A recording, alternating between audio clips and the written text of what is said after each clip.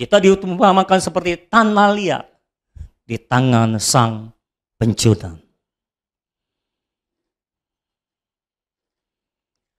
Sang pencunang itu berdaulat untuk menjadikan tanah liatnya itu mau jadi apa? Mau jadi teko, vas bunga, apalagi? Patung? Hah? Apa? Genteng?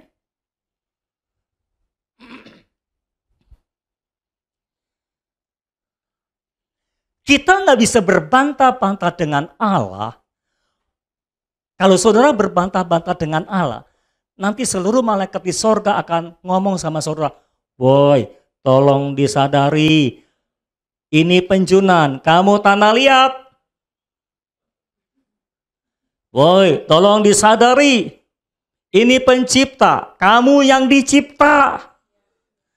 Apakah yang dicipta sama dengan penciptanya? Apakah tanah liat sama dengan penjunan?" Kalau engkau membantah Allah, Tuhan, mengapa ini terjadi? Tidak adil. Pakai eho. Dil. Engkau sedang membantah Allah. Artinya, engkau tidak menyadari posisimu sebagai tanah liat dan dia pencunannya. Sebagai orang yang dicipta dan dia penciptanya. Ketika saudara berbantah-bantah dengan sang pencunan, artinya saudara sedang memposisikan diri sama sederajat dengan sang pencunan. Jadi bisa bernegosiasi, bisa berbantah-bantah. Harus dipahami semua orang Kristen bahwa pencipta berbeda dengan yang dicipta. Posisinya beda. Sang pencunan beda dengan tanah liat. Tanah liat nggak bisa berbantah-bantah dengan sang pencunan. Tuhan, kenapa engkau bentuk aku seperti ini? Nggak bisa. Dia bebas, dia berdaulat mau membentuk saya seperti apa. Dia bebas, dia berdaulat mau membentuk saudara jadi apa. Mau bentuk saudara seperti apa, dia bebas, dia berdaulat.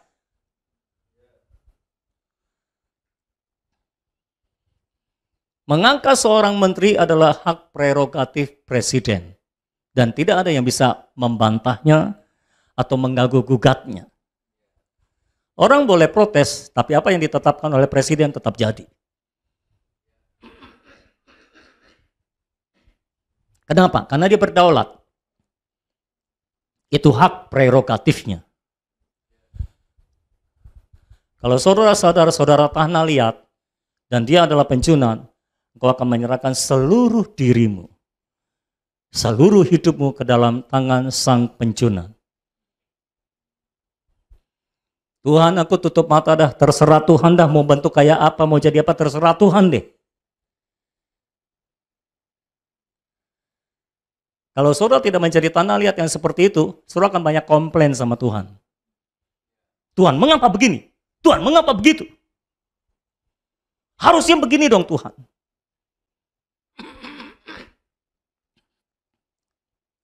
Menurut siapa? Saya.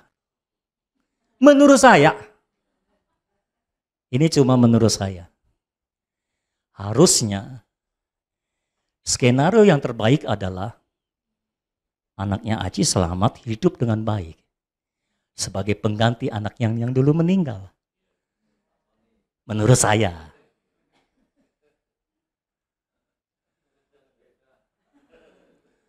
Tapi ketika saya ngomong sama Tuhan kayak gitu, Tuhan kan seharusnya bagusnya kayak gini. Mau bantah. Enggak Tuhan. Ya kan skenario terbaiknya, ini cuma usulan Tuhan. Skenario terbaiknya kan harusnya gitu, itu lebih memuliakan Tuhan. Mau ngajarin? Enggak. Enggak berani. Ini kok yang dicipta mau ngajarin pencipta? Angel. Apa itu angel? Nggak mungkin, saudara. Saudara ini ciptaan. Mbok ya sadar sedikit gitu loh. Dia pencipta, saudara ciptaan. Kita nggak selevel. Gimana pun saya tahu saudara anak Tuhan tahu. Saya tahu saudara diurapi oleh Roh Kudus tahu. Tapi dia tetap pencipta, kita ciptaan. Tuhan mau bentuk kita jadi apapun, terserah dia berdaulat. Dia mau jadikan kita kayak apapun, terserah dia berdaulat. Itu tidak menunjukkan ketidakadilannya, itu menunjukkan kedaulatannya. Engkau tidak bisa menyamakan antara keadilan dan kedaulatan. Engkau berkata, Allah tidak adil. Tuhan berkata, aku berdaulat. Mau apa? Tapi bukan berarti Tuhan semena-mena. Bukan berarti saudara bilang, ya udah Tuhan terserah kamu lah. Itu namanya berserah dalam kepahitan. Nyerahnya terpaksa itu. Kecewa. Terlalu banyak orang Kristen dan hamba Tuhan yang pada akhirnya bisa menerima kenyataan hidup, bisa menerima apa yang dialaminya, tapi kecewa sama Tuhan. Dan kekecewaan itu terpendam dalam hati yang paling dalam. Kalau hari ini ada di antara saudara yang kecewa sama Tuhan, usir kecewa itu. Hari ini harus tuntas. Nggak boleh ada yang kecewa sama Tuhan. Tuhan nggak pantas dikecewakan. Maksudnya Tuhan nggak pantas apa tuh namanya? Saudara nggak pantas kecewa sama Tuhan. Karena dia pencipta, kita ini ciptaan. Dia itu Allah yang adil dan berdaulat. Kita nggak perlu membantah-bantah Tuhan. Mengapa engkau lakukan seperti ini? Kenapa engkau izinkan seperti ini? Kenapa engkau membentuk aku seperti ini? Kita nggak berhak membantah. Karena kita ini cuma tanah liat. Dia penjunan. Nggak boleh berbantah-bantah. Dan nggak boleh ngajarin Tuhan. Pak, saya sudah terlanjur gimana? Ya udah minta ampun aja. Kadang-kadang kita ini memang ya maklum lah, nggak bisa terima gimana saudara. Karena nggak bisa terima ya teriak-teriak. Tidak adil.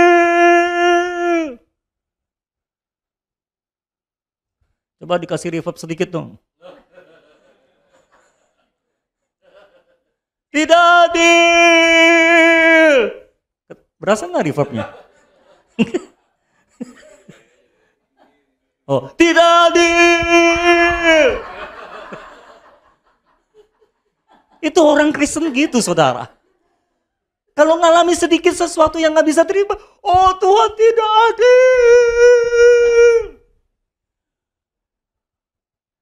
Saudara bilang Tuhan tidak adil, Tuhan bilang aku berdaulat. Aku Allah yang berdaulat. Aku tahu yang terbaik buat kamu. Kamunya yang nggak tahu apa yang terbaik buat kamu. Saudara tahu, saudara banyak nggak tahu? Nggak tahu kayaknya, makanya nggak jawab. Kita ini banyak nggak tahu tentang diri kita. Tuhan jauh lebih tahu karena Dia yang menciptakan kita. Dia tahu seluk-beluk hati kita. Dia tahu seluk-beluk tulang sumsum kita. Segala sesuatu tentang kita Dia tahu. Makanya Dia sangat tahu apa yang perlu bagimu, apa yang tidak perlu bagimu, apa yang terbaik bagimu, apa yang tidak baik bagimu. Jadi mengapa engkau mengalami sesuatu yang bertanya mengapa? Supaya engkau makin mengenal Dia. Khususnya engkau mengenal Dia dalam dimensi keadilan dan kedaulatannya. Amin. Yang kedua, supaya tujuannya tercapai. Supaya tujuannya tercapai. Saudara perlu pahami bahwa Allah adalah Allah yang selalu berfokus pada tujuan. Allah adalah Allah yang selalu berfokus pada tujuan. Sekali lagi, Allah adalah Allah yang selalu berfokus pada tujuan. Tidak sedikit pun dia teralihkan dengan tujuannya.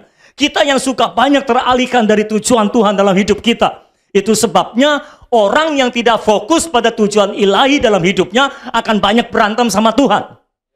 Karena ketika Tuhan mau membentuk dia begini, dia maunya begitu. Ketika Tuhan mau bawa dia ke sini, dia maunya ke situ. Dia bergumul terus dengan Tuhan, dia bergelut terus dengan Tuhan, dia berpantah-pantah terus dengan Tuhan. Dan itulah yang menyebabkan tujuan hidupnya belum tercapai juga, karena dia terus berbantah-bantah dengan Tuhan. Bagaimana caranya supaya kita nggak banyak berantem sama Tuhan? Fokuskan seluruh hidupmu pada tujuan ilahi yang ingin dicapainya. Apapun yang terjadi dalam hidup kita, tujuan Tuhan adalah untuk kita bisa mencapai tujuan yang telah ditetapkan Tuhan dalam hidup kita. Seringkali kita kemana-mana, dan Tuhan tahu kita tidak sedang mengarah kepada tujuan. Dia izinkan sesuatu terjadi supaya kita kembali fokus pada tujuan. Supaya kita kembali menemukan arti tujuan ilahi dalam hidup kita. Karena seringkali kalau kita tidak mengalami sesuatu yang sangat menyakitkan, kita jadi nggak terlalu peduli dengan tujuan kita. Dengan tujuan ilahi yang Tuhan tetapkan bagi kita.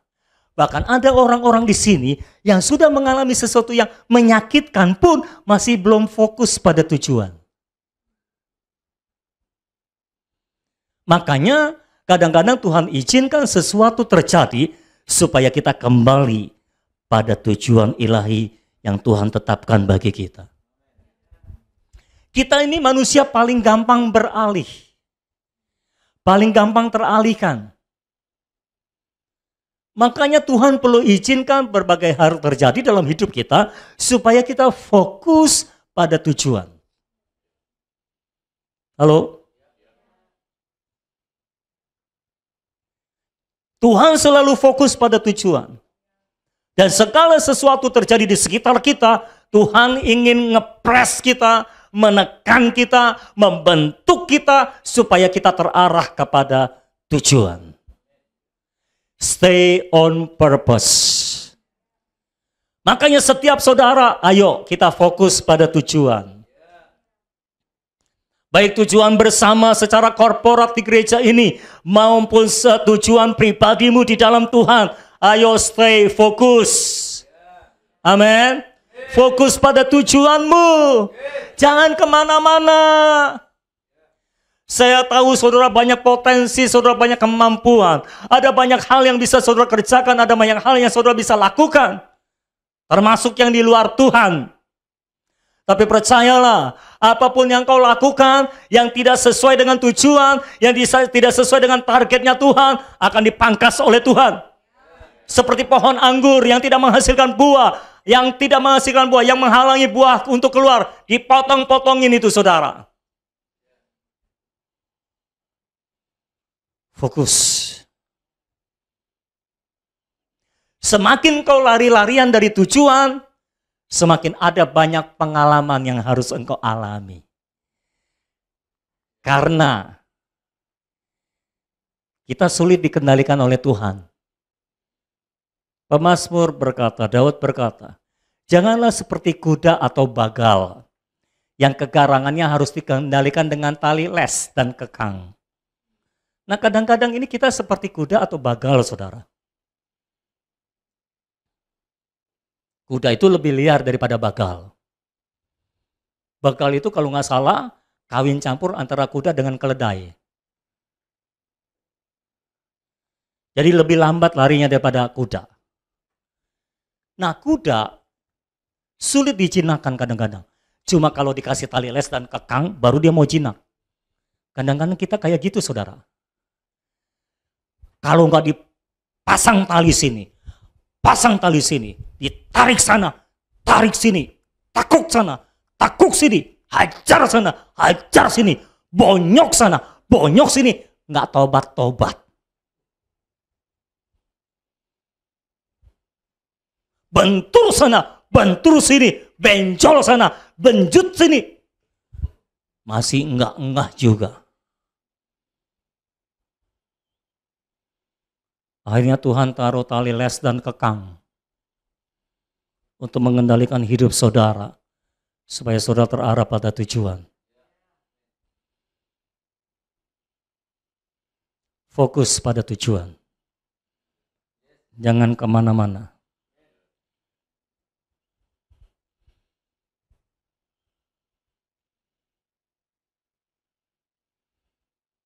Jangan kayak siapa tuh? Naik oneng kemana-mana? Apa itu?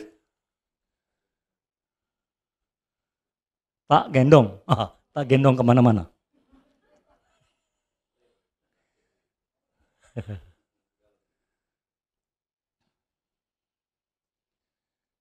Jangan saudara mau terusnya tak gendong kemana-mana.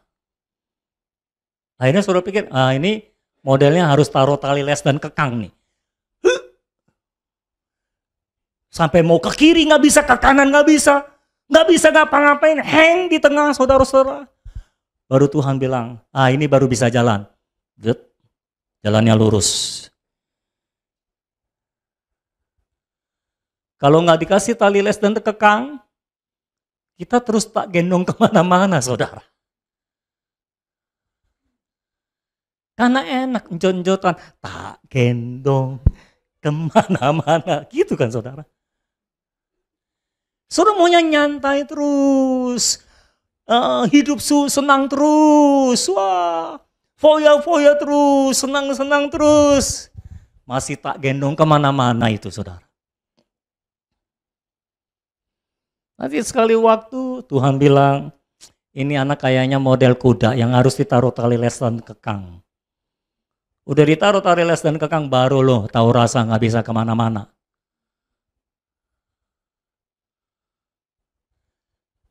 Dan saat itu baru saudara teriak, Tuhan mengapa begini?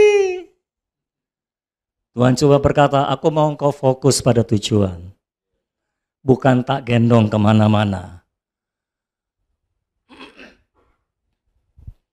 Saudara terlalu terinspirasi dengan ayat Tuhan menggendong aku.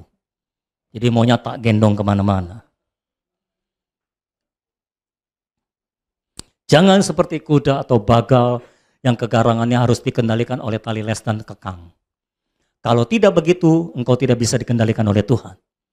Jadilah orang yang lembut hatinya, mudah diarahkan oleh Tuhan. Makanya Tuhan bilang, marilah kepadaku semua yang letih lesu dan berbeban berat. Aku akan beri kelegaan kepadamu. Pikulah kuk yang kupasang. Kuk itu seperti tali les dan kekang untuk mengendalikan sapi bajak. Belajarlah padaku karena aku lemah lembut dan rendah hati. Hanya orang yang lemah lembut dan rendah hati yang bisa diarahkan oleh Tuhan dengan mudahnya. Orang kalau nggak lemah lembut dan rendah hati, sulit diarahkan Tuhan. Tuhan mau arahkan ke kiri, dia maunya ke kanan. Tuhan mau arahkan dia ke kanan, dia maunya ke kiri. Nggak lempeng-lempeng jalannya, saudara. Itu sebabnya jalan hidupmu jadi berliku-liku. Kalau jalan hidup orang benar itu straight to the point. Lurus dia. Walaupun ada banyak hal terjadi di sekitarnya, tapi dia tetap jalannya lurus. Perhatikan jalan hidupnya Yusuf. Dia masuk sumur, dijual sebagai budak, tapi jalan hidupnya lurus ke arah istana. Menjadi penguasa. Masuk penjara, tapi tetap lurus ke istana. Saudara-saudara Yusuf, kelihatannya kehidupannya nggak banyak dinamikanya. Tapi membosankan. Tapi nggak lurus, banyak lika-likunya itu.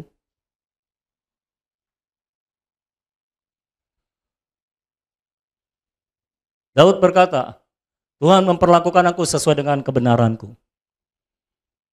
Bagi orang yang setia, Tuhan berlaku setia. Bagi orang yang suci, Tuhan berlaku suci. Tapi bagi orang yang belat-belit, Tuhan berlaku belat-belit. Kalau saudara orang yang belat-belit, Tuhan mengendalikan saudara juga dengan belat-belit. Jadi jalannya terlalu berliku-liku. Dan ujungnya nggak tahu kemana. Fokus pada tujuan. Saya berdoa, semua saudara yang hari-hari ini sedang bertanya mengapa. Daripada engkau sibuk ngurusin pertanyaan mengapamu, ayo fokus pada tujuan. Karena Tuhan mau kita fokus pada tujuan. Kejar tujuan hidupmu, cari tahu apa tujuan hidupmu di dalam Tuhan, dan kejar itu sampai tercapai.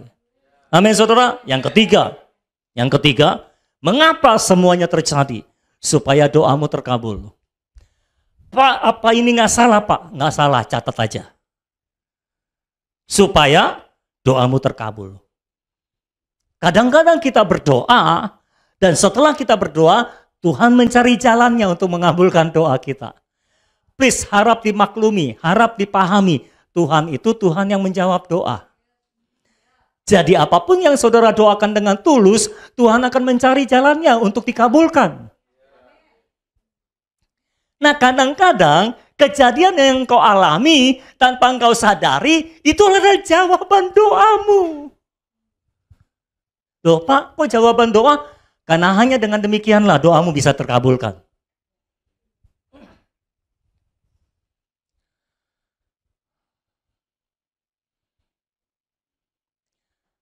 Beberapa hal terjadi tanpa saya bisa mengerti.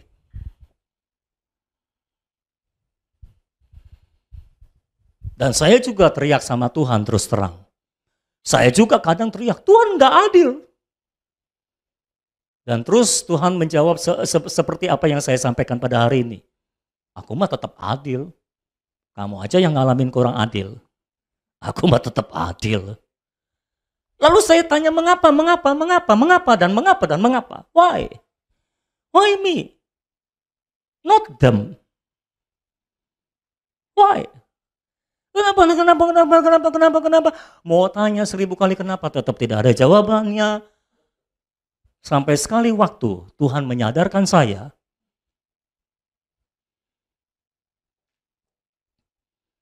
Jadi setelah saya mengalami berbagai hal yang menyakitkan,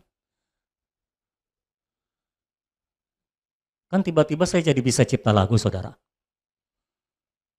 Tuhan ingatkan saya, dulu kan kamu berdoa supaya aku kasih kemampuan untuk cipta lagu. Iya Tuhan, nah itulah jalannya. Ya memang terbukti sih sebelum saya ngalami gitu nggak keluar lagu. Setelah ngalami baru keluar lagu. Loh maksud saya nggak tentu, nggak berarti karena Eko ngalamin gitu harus keluar lagu, enggak. Itu bukan doanya dia saudara. Itu bukan doanya dia nggak banyak lagu. Tapi ini doaku. Saya pernah berdoa sama Tuhan, Tuhan berikan saya kemampuan untuk cipta lagu, anugerah untuk mencipta lagu. Aku yakin deh Tuhan, kalau aku yang cipta lagu, itu kata-katanya pasti berisi berbobot syarat dengan firman Tuhan.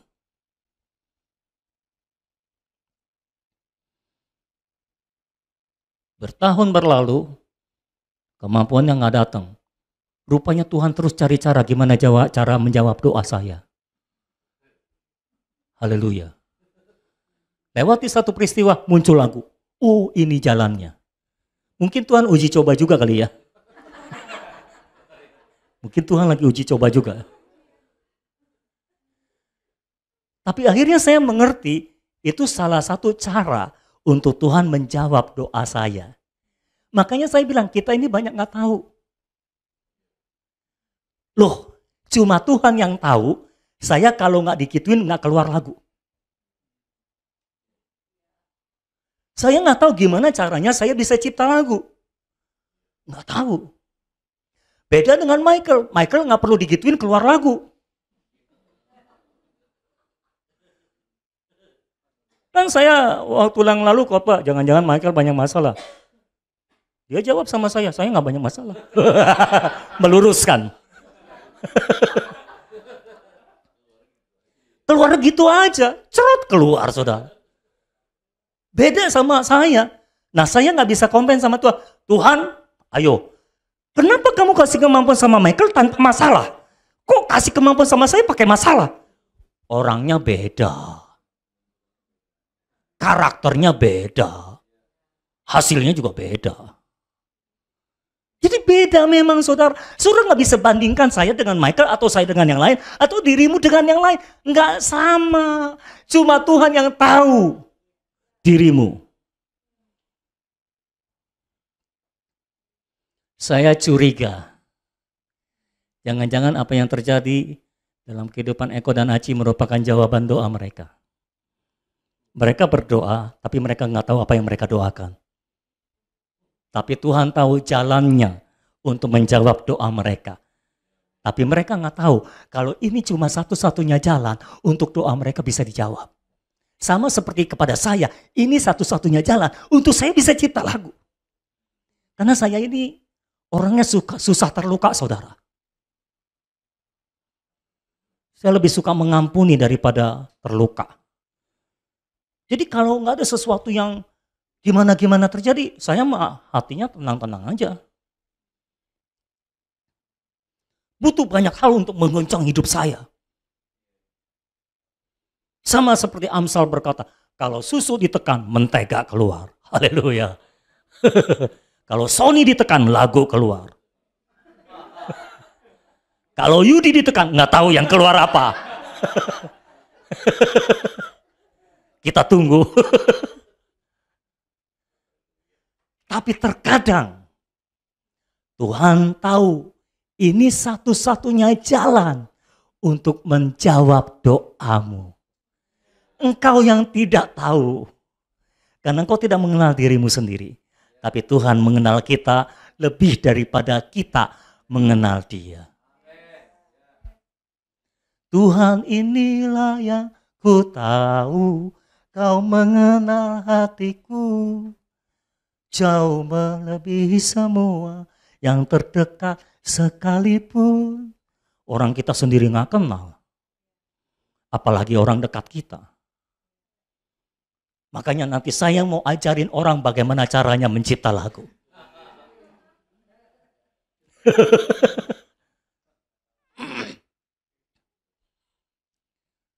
Saya lagi pelajarin. Supaya saya bisa ngajarin orang gimana caranya mencipta lagu. Mau ya? Hah? Mau? Oh mau. Mau. Nggak mau dia. Kan kalau dia sudah tahu ceritanya.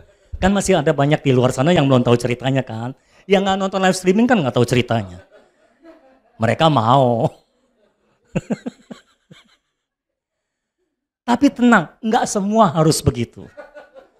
Loh, Michael nggak begitu loh. Kalau gitu Anthony belajarnya sama Michael aja. Langsung cerot keluar saudara. Itu enak tuh. Bangun tidur keluar lagu. Bangun tidurku terus mandi.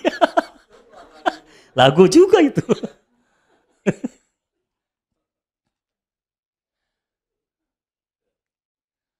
Cuma Tuhan yang tahu jalan satu-satunya untuk doamu terjawab.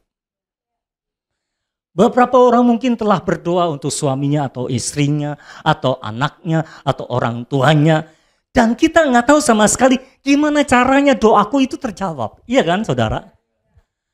Cuma Tuhan yang tahu gimana caranya menjawab doa kita. Jadi, kalau sesuatu terjadi dalam hidupmu, jangan curiga dulu sama Tuhan. Yang perlu saudara curiga adalah, jangan-jangan Tuhan sedang menjawab doaku. Curiganya yang kayak gitu aja saudara. Amin. Kan saudara pasti berdoa kan? Saya percayalah saudara suka berdoa lah, rajin berdoa. Saya nggak perlu tanya, saya udah percayalah. Muka saudara udah kayak malaikat semua gitu. Pasti suka berdoa lah. Pasti ada banyak doa yang saudara naikkan kan. Walaupun nggak doa khusus, kadang-kadang saudara lagi di kantor, saudara lagi di mobil, saudara lagi pasti ada banyak doa yang saudara naikkan kan. Percayalah, doamu itu pasti dijawab Tuhan.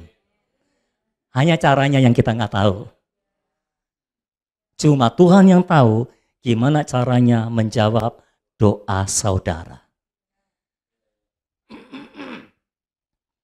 Mungkin ada di antara saudara yang berdoa, Tuhan berikan saya kemampuan berkhotbah. Nantikan jawaban Tuhan. Cuma Tuhan yang tahu caranya. Gimana caranya supaya keluar khotbah dari hatimu.